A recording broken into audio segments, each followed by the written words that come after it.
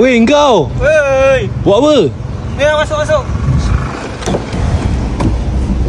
Aku dah agak lah. Engkau punya aku dah cam dah tadi. Apa pasal ni? Bateri tak boleh start. Aku start dah banyak kali tunggu-tunggu tak boleh hidup. Tak tahu kenapa. Panas ni dalam kereta ni. Itu nak buat macam mana kalau kat luar lagi panas tu. Jom. Aku ada kenalan. Dekat area Shah Alam ni. Kedai bateri. Jom. Man, aku tak ada duit, man. Tak apa, jom. Jom pergi kedai dulu. Iyalah, kau ada duit, man Ada. Ui, kau baik tu, man, dengan aku kau. Jom. Aku tolong kau. Jom. Kau buat apa pening-pening kalau tak ada cash? Jom ikut aku. Kau nak bawa aku pergi mana ni? Aku nak bawa kau kat kedai member aku lah. Kedai member kau? Ya, member ada jual aku. Bateri? Ada jual bateri. Makan-makan tak ada? Makan tak ada lah. Lapar ni. Lapar tu sekejap lagi. Kita settle dulu. Kita tunggu ni. Jom. Kau ikut aku. Kau nak bawa aku pergi mana ni? Aku nak bawa kau pergi kedai bateri kawan aku lah. Kat mana kedainya? Jom. Kau ikut aku masuk. Oh, ni kedai dia Ni kedai dia. Boleh masuk? Boleh. Silakan. Assalamualaikum. Banyak bateri lah. Ya. Macam-macam bateri ada lah. Setri, Amaron. Wow. Okey, kedai bateri dah settle. Tadi kau cakap kau tak ada cash. Ya betul, aku memang tak ada duit pun.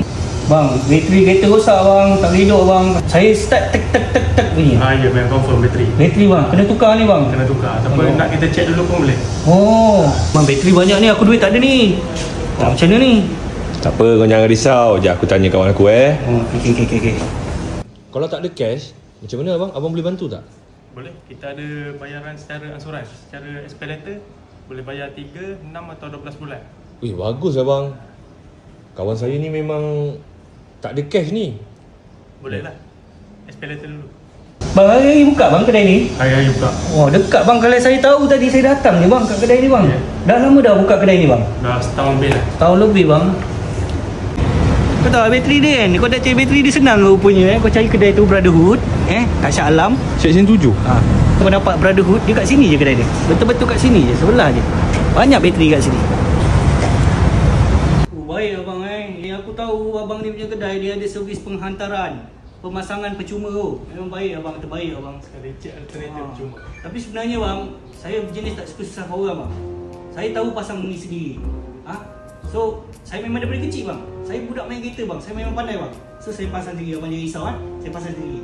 Okay, saya datang kedai ni, abang bagi diskaun sikit boleh? Boleh. Okay. Terima kasih bang. Jumpa lagi bang Man, kau dah bayar belum man? Kau bawa 2 ni. Apa? Kau bawa 2 tu. Memang, kau dah bayar apa? Diam-diam yang bagi tahu kan. Dan clear tadi aku tengok boleh rembat aku rembat dah tu. Ya. Okey.